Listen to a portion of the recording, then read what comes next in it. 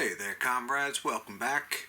Thanks for joining me today on the channel. I just had a quick little PSA of sorts for everybody out there. As you see, I got a couple of Nintendo 3DS systems. These are the XL models. This is the 3DS XL new. The new 3DS XL. Can't really say they're new now. This is the original 3DS XL. There's a little bit of an issue with pretty much any handheld that uses these rechargeable batteries. The Game Boy SP, PSPs specifically. I've seen several PSPs batteries that have pretty much already ruined the systems. So that's what this episode's about. Is we're gonna get these batteries out of here and try to slightly future-proof this system.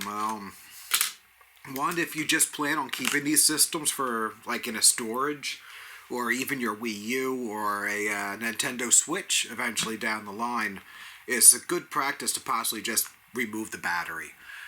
Maybe wrap it up and put it in a box next to the system, or just have a designated place to keep batteries. But at the end of the day, keeping these rechargeable batteries in with these systems is inevitably going to destroy the system at some point, or at least cause some damage that could have been avoided. So it's good practice to just take them out or change them with new ones.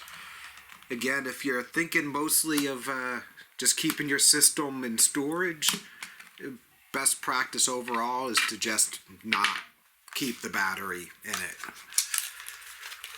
But these systems are actually bought very recently, and they are getting a lot of use, so not so much an issue of needing to put these in storage as much as it is just wanting to keep them running. I see this battery has the same specs down to the T. SPR30. Yeah. Alright, so yeah, it's not an official Nintendo branded battery, but it meets all the specifications that the original battery did have. And thankfully they make these batteries very easy to install and uninstall. They just slip right in. It looks like this battery would have continued to last for a little while. This system is my partner specifically, so they tend to keep their stuff plugged in all the time. So I can't really say if the battery was starting to drain quickly or go bad, but inevitably it was going to at some point. They don't stay good forever. My battery, which we're going to get over to next, does have a couple of issues. It does not hold a charge very long.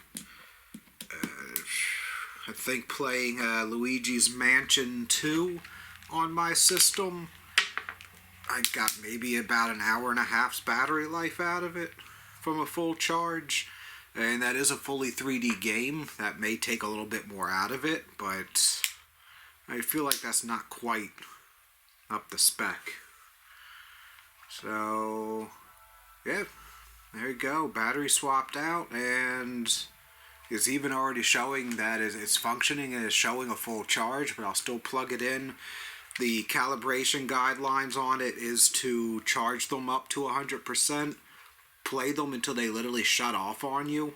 So I'd say play them to like 4 or 5%, and then go ahead and just leave it sitting out for a few minutes until it just cuts off. Charge it 100% again, and then you're good to use it as you would normally use it. Right, now let's get down to the nitty-gritty on my system. Thankfully, the battery worked on the new 3DS XL. Let's see if it'll work on an original 3DS XL.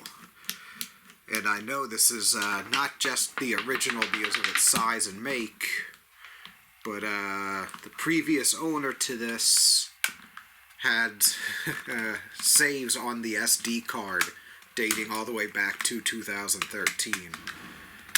So,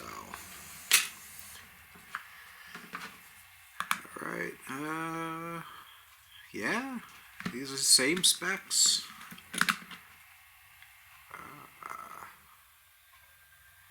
It's very very hard to tell, but there is a little bit of bulging on the old battery. You can see it is a little bit thicker.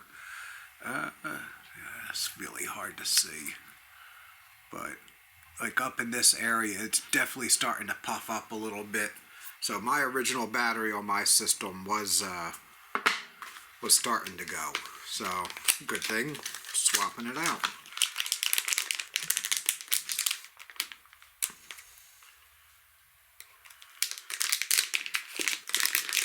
And in the new 3DS model didn't look like it's going to have as much potential to cause massive damage or a like critical failure.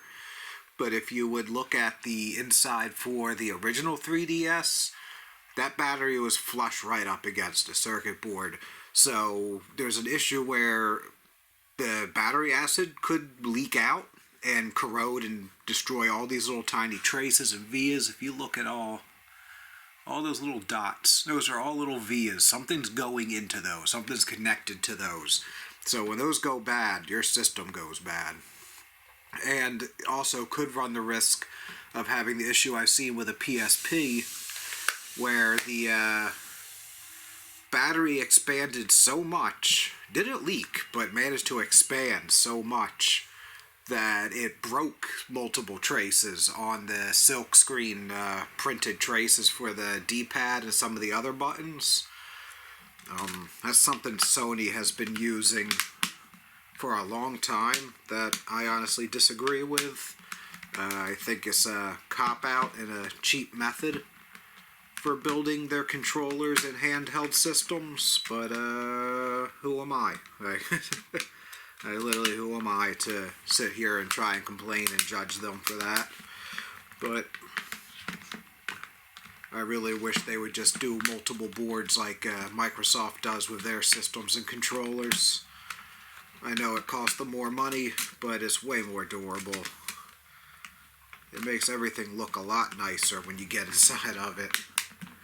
Like, this thing does not like to close. I believe that this is hinged, unlike the new 3DS. So we need to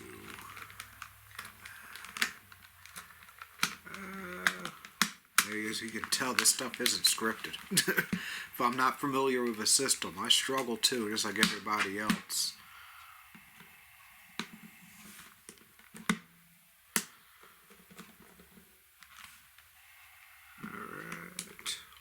More screw. So as you can see too, this is something very simple. Pretty much anybody can do. So it's a very good practice. Just try and help and keep some of your old technology up and running. It looks like this system's booting up just fine, as it did with the other one. Again, mine's the original 3DS XL, so it was a little slower. But yeah, there you go. My battery's charge is at like probably 80%. Not quite as high of a charge right out the box, but yeah, we're looking good. So, thanks for joining me today. I hope you all learned something new. And hopefully I'll be back with plenty more content very soon. I've got a lot I've been working on, and I hope it's going to be worth the wait for everybody. So have a good one. Take care. I love you.